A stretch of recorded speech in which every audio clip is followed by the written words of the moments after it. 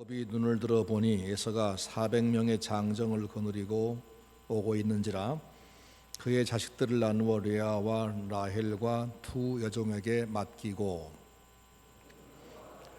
자식은 앞에 두고 레아와 그 자식들은 다음에 두고 라헬과 요셉은 뒤에 두고 자기는 그들 앞에서 나아가되 몸을 7번 땅에 굽히며 그 형 에서에게 가까이 가니 에서가 달려와서 그를 맞아 안고 목을 어긋 맞추어 그와 입 맞추고 서로 우니라. 에서가 눈을 들어 여인들과 자식들을 보고 묻되 너와 함께 한 이들은 누구냐? 야곱이 이르되 하나님이 주의 종에게 은혜를 주신 자식들이니이다. 그때 여종들이 그의 자식들과 더불어 나와 절하고 레아도 그의 자식들과 더불어 나와 절하고 그 후에 요셉이 라헬과 더불어 나와 절하니 에서가 또 이르되 내가 만난 바 이 모든 때는 무슨 까닭이냐? 야곱이 이르되 내 주께 은혜를 입으려 함이니이다. 에서가 이르되 내 동생아 내게 있는 것이 족하니 네 소유는 네게 두라. 야곱이 이르되 그렇지 아니하니이다. 내가 형님을 눈앞에서 청하건대 내 손에서 이 예물을 받으소서. 내가 형님의 얼굴을 배운즉 하나님의 얼굴을 본 것 같사오며 형님도 나를 기뻐하심이니이다. 하나님이 내게 은혜를 베푸시고 내 소유도 족하오니 청하건대 내가 형님께 드리는 예물을 받으소서 하고 그에게 강권함에 받으니라. 에서가 이르되 우리가 떠나자 내가 너와 동행하리라. 야곱이 그에게 이르되 내 주도 아시거니와 자식들은 연약하고 내게 있는 양떼와 소가 새끼를 데리고 있은즉 하루만 지나치게 몰면 모든 떼가 죽으리니 청하건대 내 주는 종보다 앞서가소서. 나는 앞에 가는 가축과 자식들의 걸음대로 천천히 인도하여 세일로 가서 내 주께 나아가리이다. 에서가 이르되 내가 내 종 몇 사람을 내게 머물게 하리라. 야곱이 이르되 어찌하여 그리 하리이까? 나로 내 주께 은혜를 얻게 하소서 하매 이날에 에서는 세일로 돌아가고 야곱은 숫곳에 이르러 자기를 위하여 집을 짓고 그의 가축을 위하여 우릿간을 지었으므로 그 땅 이름을 숫곳이라 부르더라. 야곱이 밧단 아람에서부터 평안히 가나안 세겜 성읍에 이르러 그 성읍 앞에 장막을 치고 그가 장막을 친 밭을 세겜의 아버지 하몰의 아들들의 손에서 베크시타에 샀으며 거기 제단을 쌓고 그 이름을 엘렐로헤 이스라엘이라 불렀더라. 아멘. 에서를 만나는 야곱이라는 제목입니다. 오늘 본문에서는 야곱이 그렇게 오랫동안 무서워하던 형 에서를 만나는 장면을 봅니다. 이때는 이미 브니엘의 경험을 한 후입니다. 야복강 나루에서 밤새도록 누군가의 도움을 얻기 위해서 몸부림친 그 밤이 지나고 난 다음 날 아침입니다. 자기 꾀로 살아온 지난 20년이 한순간에 허무하게 되는 것을 보면서 하나님의 도움 없이는, 누군가의 도움 없이는 아무것도 아니구나 하는 생각을 하게 되고 죽기 살기로 매달리다가 그는 거기서 이름이 바뀌지요. 야곱이라 부르지 말고 앞으로 이스라엘로 불러라. 그렇게 해서 그는 이제 하나님과 대면하고 살아남은 특별한 사람이 됩니다. 이름이 바뀌었습니다. 하지만 그 한 번의 체험과 결심이 야곱을 성자로 바꾼 것은 아니었다는 것을 오늘 본문이 보여줍니다. 어떤 성도가 한 집회에 가서 일생일대에 큰 은혜를 받았다고 합시다. 말씀이 얼마나 자기 자신을 그만 찌르고 강타하는지 눈물 콧물을 다 쏟으면서 이리 뒹굴고 저리 굴면서 용서를 구하고 새로운 삶을 결심했습니다. 모든 사람이 그가 그렇게 새로워지는 것을 다 보았습니다. 근데 그렇다고 해서 그 사람이 그 다음 날부터 과연 성자가 되느냐 하면 그렇지 않다는 것을 우리가 이미 압니다. 그는 또다시 넘어질 수 있고 또 패배할 수 있습니다. 하지만 그때 그 집회 경험을 기점으로 해서 그가 서서히 신자다워질 것입니다. 야곱의 변화도 그런 것 같았습니다. 이 야곱은 브니엘 사건 이후에도 몇 번 더 휘청거리고 넘어집니다. 우리는 이 야곱의 휘청거리는 모습을 본문에서 그 다음 34장에서 볼 건데, 인간이 얼마나 나약한 존재인지 이걸 깨닫게 될 것입니다. 주님 앞에 헌신을 결심한다고 해도, 주님 앞에 회개를 10번 한다고 해도 그날로부터 모든 것이 한꺼번에 달라지는 것은 아니라는 겁니다. 그래서 우리가 주님을 닮고 싶어 하고 결심도 단단히 하지만 아직도 변화가 완전하지 못한 자신 때문에 낙심하지 말아야 되고 쉽게 포기하지도 말아야 됩니다. 왜냐하면 우리는 인간이기 때문에 문제가 참 많은 존재입니다. 몇 가지를 보겠습니다. 우선 야곱과 에서의 만남을 보겠습니다. 1절입니다. 야곱이 눈을 들어 보니 에서가 400명의 장정을 거느리고 오고 있는지라. 그의 자식들을 나누어 레아와 라헬과 두 여종에게 맡기고 라고 했습니다. 야곱이 가족을 지금 구분하고 있습니다. 그런데 이것은 야복강을 건너기 전에, 어젯밤에 한번 했던 거 아닙니까? 그러죠? 야복강을 건너기 전에 형의 마음을 돌리기 위해서 선물을 세 때로 나누어서 한 때씩 한 때씩 보낸 적이 있고, 그리고 나서도 불안해서 자기가 별로 사랑하지 않는 몸종 출신 아내들을 먼저 보내고, 그 다음 레아를 보내고, 그 다음 라헬을 보내고 자기 혼자 남았었지. 어젯밤 그 일을 실컷 했었습니다. 그런데 지금 이 장면은 그게 아닙니다. 야복강가에서 어젯밤 그 엄청난 경험을 하고 난 뒤입니다. 하나님께서 이름을 바꿔주신 그 다음 날입니다. 비록 지금 다리는 절고 있지만 마음에는 평온이 찾아온 뒤입니다. 떠오르는 아침 햇살을 받으면서 그렇게 모든 만사가 달라 보이고 그렇게 아름다워 보이는 바로 그런 경험을 하면서 자기 혼자 이제 강을 건넜습니다. 이미 자기 가족은 다 건넜기 때문에 야곱이 맨 마지막으로 건넜습니다. 근데 가서 이제 자기 가족, 먼저 보낸 가족을 만나고 나서 다시 또 한 번 자기 가족들을 나눕니다. 여종들과 그 자식을 맨 앞에, 그 다음에 레아와 그 자식을 다음에, 라헬과 그 자식을 맨 뒤에 놓고 자기는 제일 앞에 갑니다. 왜 이런 일을 했을까? 하나님께서 지켜주시겠다는 약속을 했지만 그 약속을 아직 완전히 믿는 믿음이 없습니다. 아직도 지금 형이 두렵습니다. 그래서 인간적인 방법을 또 쓰기 시작하는 겁니다. 어젯밤에 진을 나눌 때는 내가 재산을 다 뺏겨도 나는 도망쳐 보겠다 하고 먼저 강을 다 건넸었는데, 지금은 뭡니까? 이미 도망갈 수 있는 처지도 아니고 형을 만나기로 이미 결심을 했습니다. 그런데 혹 자기가 형에게 잡혀 죽어도 자기가 제일 아끼는 라헬과 그 아들들은 저 뒤에 있다가 도망칠 수 있도록 그렇게 때를 나눈 겁니다. 아직도 하나님을 전적으로 믿지 못하는 그런 모습이 고스란히 보이고 있습니다. 이제 드디어 형제가 만납니다. 어떤 일이 벌어질까요? 야곱은 맨 앞에 가서 형 앞에 몸을 7번 굽혀 절을 하면서 다가갑니다. 야곱이 형 앞에 무릎을 꿇고 7번 절하고 나자 에서가 달려와서 야곱의 목을 안고 퍽퍽 울기 시작합니다. 전혀 예상하지 못한 광경입니다.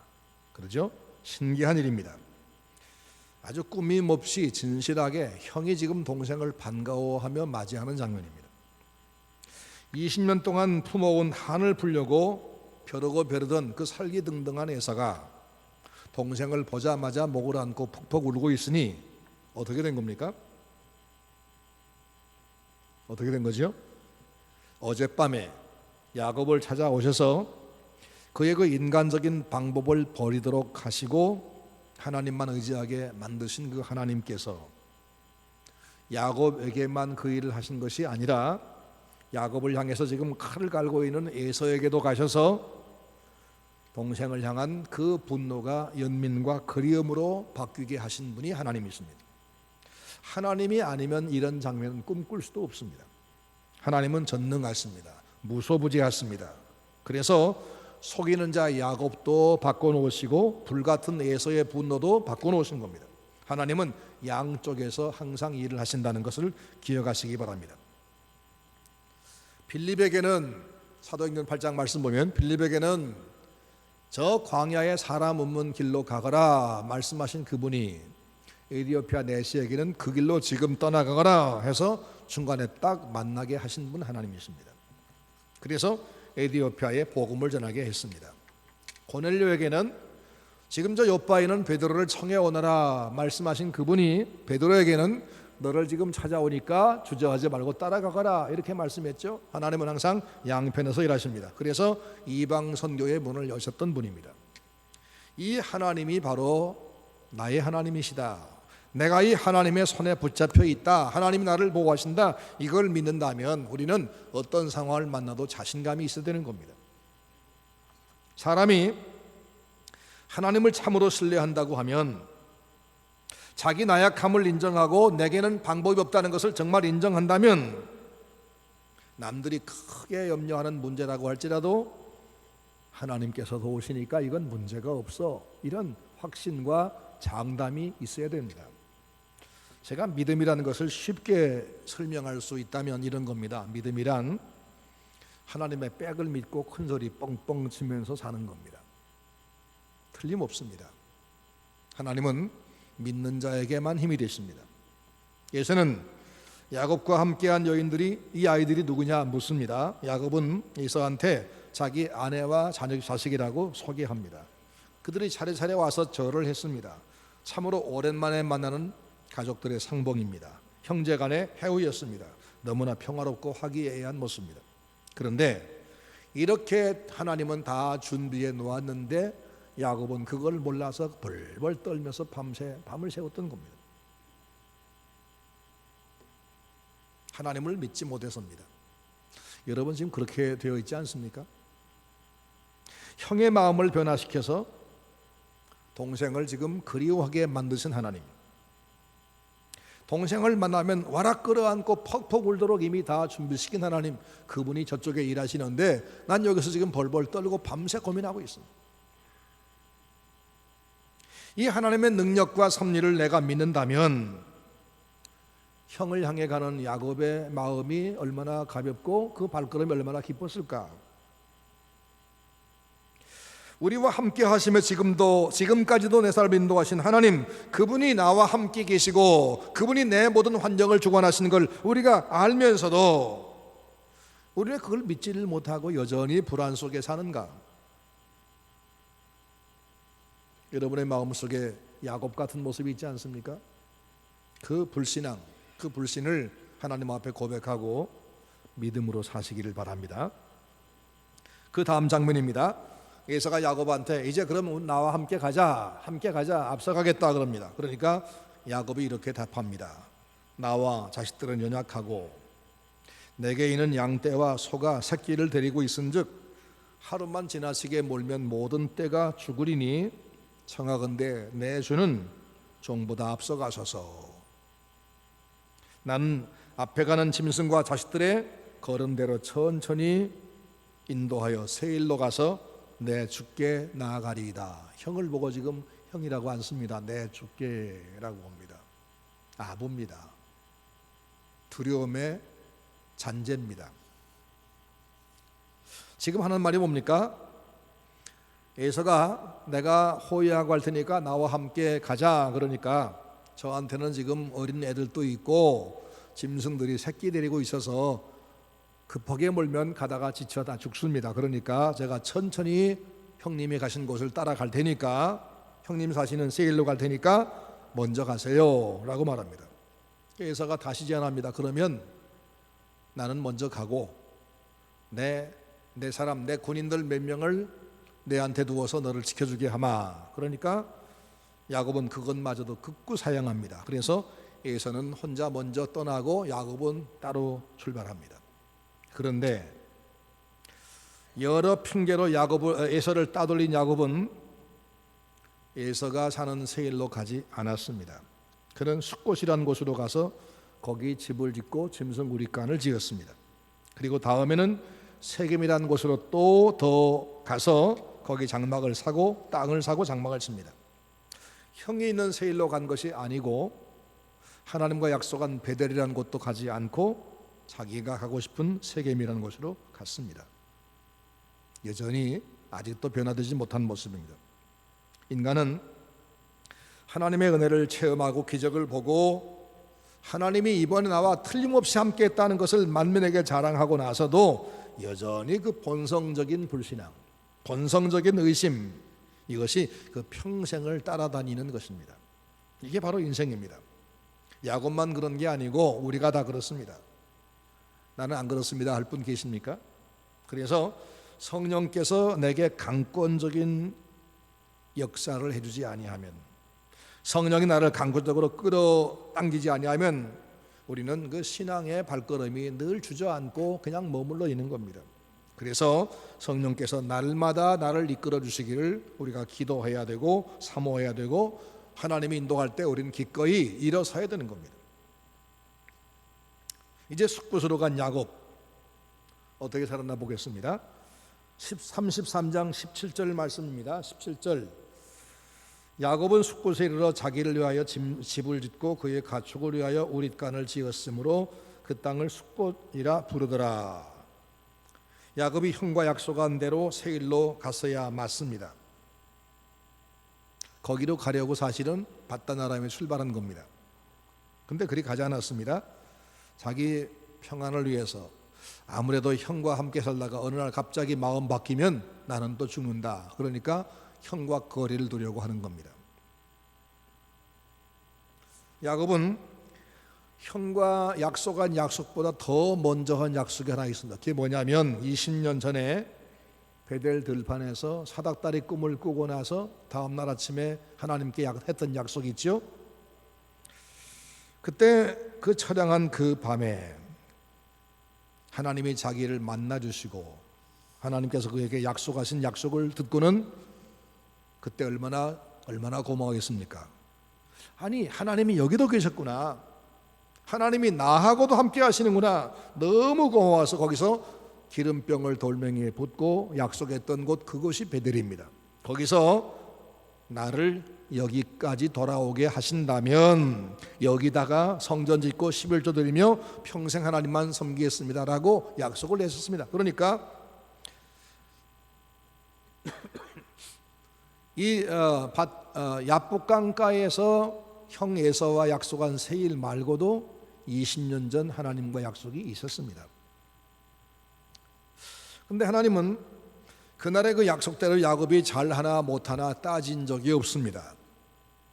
그의 그 20년 동안에 하나님은 변함없이 그를 지키셨고, 그 외삼촌의 그 온갖 10번이나 그 품삯을 속일 때에도 역시 야곱의 편되어서 그에게 재산을 만들게 했습니다.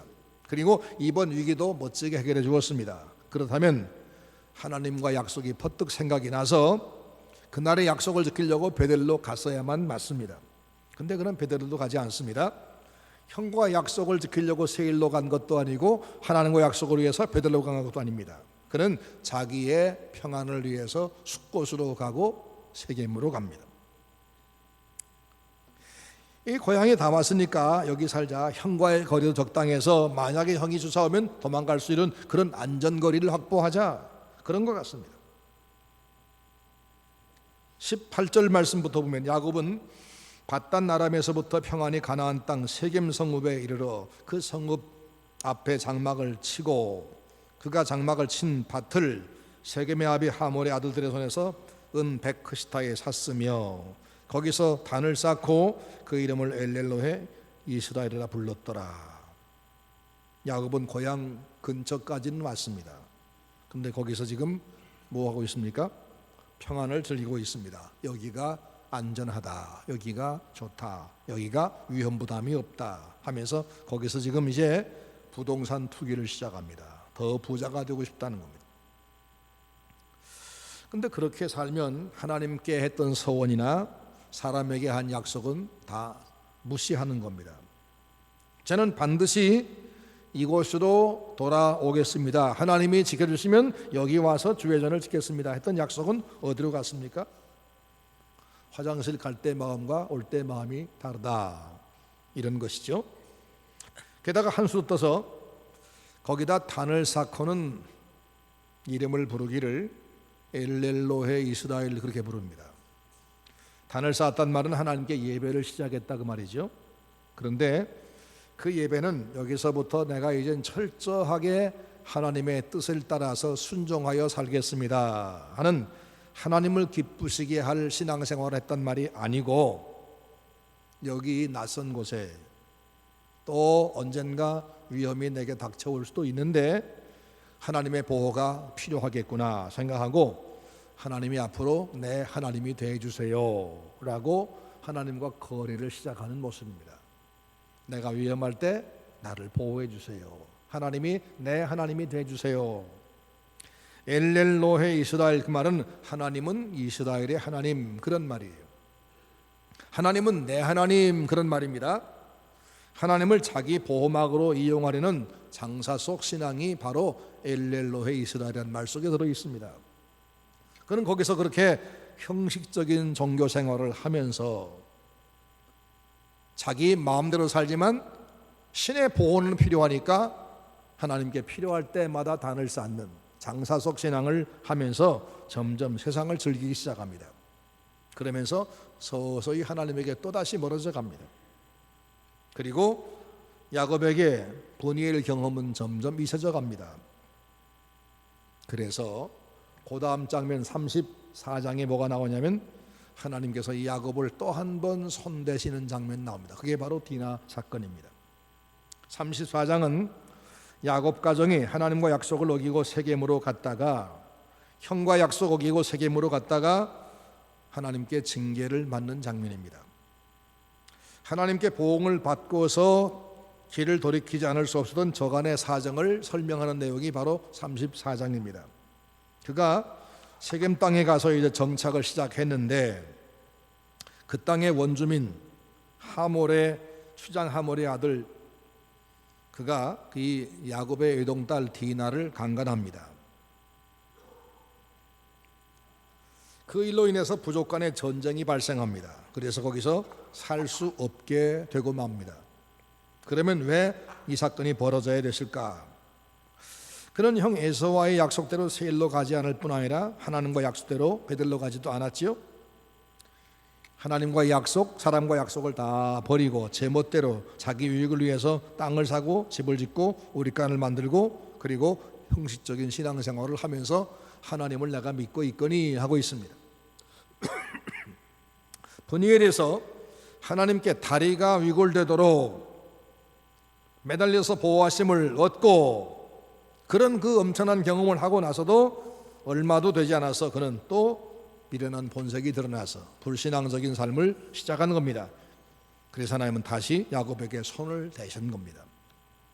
그가 베델로 부르시는 하나님의 부름을 외면하고 고향에 돌아온 사명을 망각한 채로 편안하게 살려고 세겜에 가서 거기서 물질의 풍요를 누리고 있던 어느 날 갑자기 그의 삶을 뒤집는 폭풍우가 발생합니다. 외동딸 디나가 그 땅의 여자를 보러 갔다가 추장 하몰의 아들 세겜이 디나를 강간한 겁니다. 그 사실을 난 남자 형제들이 분노를 일으키고 어떻게 저걸 복수할까 하다가 거짓말을 합니다. 너희가 우리처럼 다 할례를 받으면 내 동생을 네게 주리라. 그래서 우리가 함께 통혼하고 살자. 그래서 상대가 그 말에 속아서 다 할례를 받았는데, 할례 받고 몸이 지금 이제는 끙끙 앓고 있는데 갑자기 습격에 가서 남자들을 죽입니다.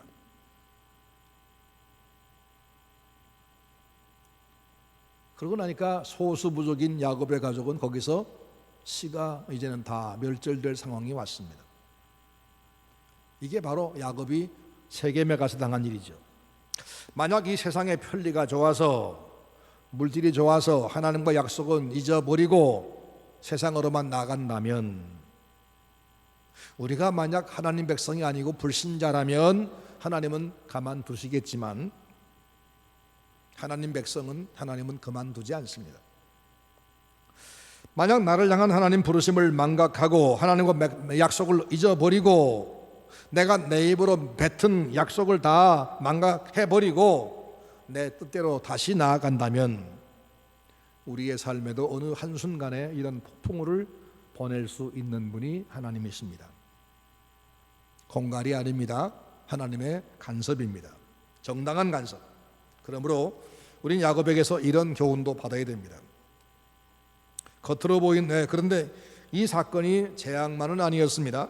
겉으로 볼 때는 이 가정에 큰 재앙이요 절망처럼 보였지만 사실은 야곱을 하나님이 또 한 번 손대셔서 거기서 떠나 베델로 가게 하시는 하나님의 섭리였습니다. 그 과정에서 징계가 있었고 인도가 있었습니다. 두 가지 하나님의 섭리가 함께 작용을 합니다. 하나님은 어떤 사람에게는 징계만 하시고 어떤 사람에게는 인도만 하시고 어떤 사람에게는 징계와 인도를 겸하십니다. 하몰과 그 아들 세겜 사람들에게는 하나님은 보응, 징계만 했습니다. 왜? 그들은 악인들이기 때문에, 하나님과 관계가 없기 때문입니다.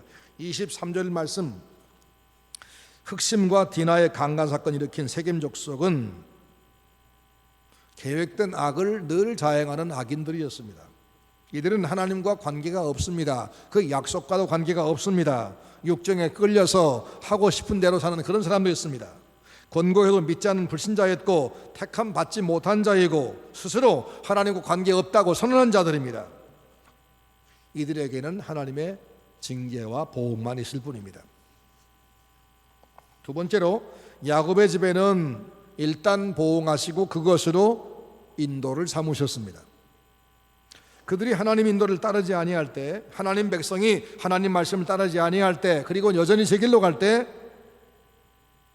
그냥 버리거나 그래서 간섭하지 않거나 아니면 그냥 보응만 할 수도 있지만 이미 그들에게 주셨던 약속 때문에 넌 내 것이다, 내가 너와 함께하마, 그 약속 때문에 그 약속 안에 있는 사람들에게는 하나님이 그 잘못한 것에 대해서는 징계하지만 징계와 더불어 징계가 인도가 되게 한다는 겁니다. 우리한테는 그것만 있습니다. 하지만 제3이 있습니다. 그건 뭐냐? 이삭이나 요셉같이 하나님의 뜻에 순종하는 사람, 하나님의 뜻을 늘 찾고 하나님의 뜻이 발견되고 하나님 말씀 깨닫게 되면 그 말씀만 따라가는 사람에게는 징계가 없이 인도만 하십니다. 인도만. 우리에겐 이것이 참 얼마나 부러운지요. 여러분의 길에는 어떤 것이 있습니까? 보응과 인도가 병행하든지 인도만 있든지 둘 중 하나입니다. 보응만, 징계만 있는 것은 불신자의 길입니다. 그러니까 우리에게는 두 가지가 함께 있든지 한 가지만 있든지 둘 중 하나입니다. 하나님은 우리를 잘못할 때 징계할 때 나보다 좀 더 나은 사람 통해서 그만 못한 나를 징계하는 것만 아닙니다. 나보다 훨씬 더 못한 일을 통해서도 우리를 징계하십니다. 바벨론, 애굽, 이들은 하나님 알지 못하는 그런 그 이방 민족입니다. 그들의 도덕이나 그들의 삶은 이스라엘 백성이 아무리 범죄해도 저들보다는 낫습니다. 그런데 하나님은 이스라엘을 징계하기 위해서 바벨론을 애굽을 사용했습니다. 그래서 그 방향을 바꿔놓으셨습니다. 우리가 불신자 앞에서 자랑하고 내세울 것이 하나가 딱 있는데 그게 뭐냐? 그것은 우리가 너희보다는 더 의롭다 이런 게 아닙니다. 내가 너희보다 성결하다 이런 것도 아닙니다. 성도가 불신자보다도 못할 때도 있습니다. 하지만 우리에게는 다만 하나님의 징계도 있지만 틀림없이 인도가 따른다는 것, 하나님이 결코 우리를 버리지 아니하시고 끝내 책임져 잘못된 길 돌아서게 하시고 은혜를 누리게 하신다는 것, 이것만큼은 우리가 불신자에게 자랑할 수가 있습니다. 하나님에게는 각 사람을 향한 구체적인 계획이 있습니다. 하나님은 야곱처럼 가치 없고 은혜 받을 만한 자격조차 없이 자꾸 딴 길로 가는 사람에게도 징계를 통해서 방향을 바꾸게 하시고 마침내 복을 누리는 사람으로 이스라엘로 만들어 주셨습니다. 만일 야곱이 아닌 어떤 의인을 통해서 이 야곱 같은 사람의 후손 통해 예수님이 오시게 했잖아요. 근데 야곱이 아니라 그런 그 문제 많고 흠이 많은 야곱의 후손 중에서가 아니라 아주 완벽한 의인의 계통을 통해서 그리스도를 보내셨다면 사람들은 자기 구원에 대한 자기 공로를 주장할 겁니다. 우리 가문이 훌륭해서, 내가 참 훌륭하게 살아서, 그러면서 하나님 앞에 자기 공로를 자랑할 것이고 하나님 앞에 가서도 불평이 많을 겁니다. 자랑은 불평과 통하는 법입니다. 야곱은 세겜에서 당한 딸의 강간 사건을 보고 하나님께 회개한 것이 아닙니다. 또 한 번 인간적인 수단 방법으로 수습하려고 하다가 나중에는 완전 수습 불가 상황이 옵니다. 부족한 전쟁이 나서 소수인 야곱은 거기서 완전 전멸할 그런 상황까지 왔습니다. 34장에 그런 장면이 나옵니다. 이 33장, 34장을 보면 야곱이란 사람의 못난 모습만 보는 것이 아니라 인간의 이 못난 모습이 적나라하게 보이는 겁니다. 아, 인생이 이렇게밖에 안 되는구나, 인간이 바로 이런 존재로구나 하면서 우리 인생의 밑바닥을 봅니다. 그런데 하나님은 버리지 않으셨습니다. 그 사건을 만나 절망하고 오도 가도 못하는, 도망도 칠 수 없는 그런 상황을 당한 야곱을 찾아가셔서 베들로 올라가라 하고 말씀하시고 그를 보호해 주십니다. 그래서 결심하고 야곱은 거기서 그동안 생활을 드디어 청산합니다.